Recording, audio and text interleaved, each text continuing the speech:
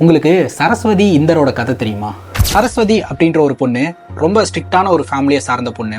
அந்த பொண்ணுக்கு திருமண வயதாகியுமே பார்க்குற மாப்பிள்ளைங்கெல்லாம் இந்த பொண்ணு பார்க்க நல்லா இல்லை அப்படின்ற ஒரு காரணத்தினால ரிஜெக்ட் பண்ணிகிட்டே இருக்கிறாங்க. தங்கச்சி ஒரு பையனை லவ் பண்ணிக்கிட்டு இருக்கா, உனக்கு கல்யாணம் ஆனாதான் எனக்கு கல்யாணம் பண்ணி வைப்பாங்க, அதனால சீக்கிரமா கல்யாணம் பண்ணிக்க அப்படின்னு சொல்லி அவ ப்ரெஷர் போடுறா. யாரையாவது தயவு செஞ்சு கூட்டிட்டு ஓடிரு அப்படின்னு சொல்லிட்டு மனதளவுல தங்கச்சி ரொம்பவே நோகடிக்கிறா. அபிமன்யுவை சரஸ்வதிக்கு ரொம்ப பிடிக்கும். ஆனா அபிமன்யு சரஸ்வதியை ஒரு ஜோக்கரா தான் பார்த்துக்கிட்டு இருப்பான், என்டர்டைன்மெண்ட்டுக்காக மட்டும் தான் பயன்படுத்திக்கிட்டு இருப்பான். முறையா இந்தர் அப்படின்ற ஒரு பையனை சரஸ்வதி மீட் பண்றாங்க. அவருடைய கேர்ள் ஃப்ரெண்டு ஒரு மாடலா இருந்துட்டு இருக்காங்க.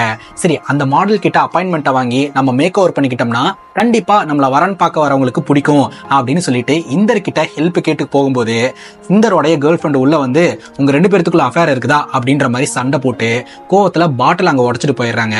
அந்த பாட்டில் பட்டு இந்தரோடைய முதுகுல காயமாய் ரத்தம் வர ஆரம்பிச்சிருது. பக்கத்துல இருக்கிற கிளினிக்கு போறாங்க, அங்க ட்ரீட்மெண்ட்டும் பாக்குறாங்க. அபார்ட்மெண்ட்ல இருக்கிற செக்யூரிட்டி இவங்க 2 பேருக்குள்ள ஏதோ ஒரு லிங்க் இருக்கு அப்படின்னு சரஸ்வதியோட அப்பா கிட்ட போட்டு கொடுத்துறாரு. சரஸ்வதியோட அப்பா தன்னோட மகளை தப்பா புரிஞ்சுட்டு இனிமேல் எனக்கு பொண்ணு இல்ல அப்படின்ற மாதிரி வீட்டுல சேர்த்துக்க மாட்டான்றாரு. இந்தர் சரஸ்வதிக்கு ஹெல்ப் பண்ணி ரெண்டுக்கு வீடெல்லாம் எடுத்து கொடுக்குறாரு. இந்தர் சரஸ்வதிக்கு மேக் ஓவர் எல்லாம் பண்ணி அழகாக்குறாரு. அழகானதுக்கு அப்புறம் சரஸ்வதி தன்னுடைய அம்மா அப்பாவை பாக்குறதுக்காக வீட்டுக்கு வரும்போது சரஸ்வதியோட அம்மா அப்பா சரஸ்வதி இறந்துட்டாங்க அப்படின்னு சொல்லி போட்டோ வச்சு பூஜை பண்ணிக்கிட்டு இருக்கிறத பார்த்து சரஸ்வதி ரொம்பவே ஷாக் ஆயிடுறாங்க. சரஸ்வதியை ஃபன்னா பாத்துக்கிட்டு இருந்த இந்த அபிமன்யு சரஸ்வதி கிட்ட ப்ரொபோஸ் பண்றான்.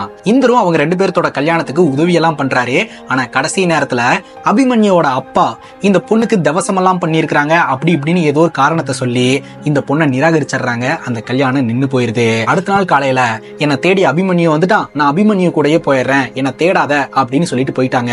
சரஸ்வதி எங்க இருந்தாலும் நல்லா இருப்பா அப்படின்னு சொல்லி நம்ம இந்தரும் விட்டுட்டாரு. கொஞ்ச நாளைக்கு அப்புறம் அபிமன்யுவை பாக்குறாரு. அபிமன்யு சிங்கிளா தான் இருக்கிறாரு. ஆமா, சரஸ்வதி எங்க அப்படின்னு கேட்கும்போது சரஸ்வதியை பத்தி எனக்கு எதுவுமே தெரியாது அப்படின்னு அபிமன்யு சொல்றாரு.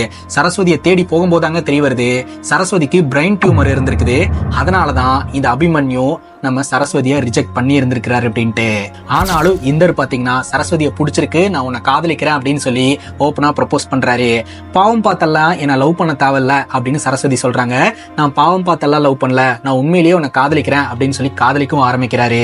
நீ ஏன் என்கிட்ட சொல்லவே இல்லை அப்படின்னு கேட்கும்போது இந்தர் சொல்றாரு, என்னோட சாய்ஸ் நீயா இருந்த, பட் உன்னோட சாய்ஸ் வேற ஒருத்தங்களா இருந்தாங்க, அதனாலதான் என்னோட காதலை நான் உங்ககிட்ட சொல்லவே இல்லை அப்படின்ற மாதிரி சொல்றாரு.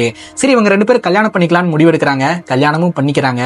எல்லாரும் சொல்லுவாங்க இல்லையா, அந்த கட்டின தாலி ஈரம் கூட காயறதுக்கு முன்னாடி இப்படி ஒரு சம்பவம் நடந்துருச்சுன்னு சொல்லிட்டு.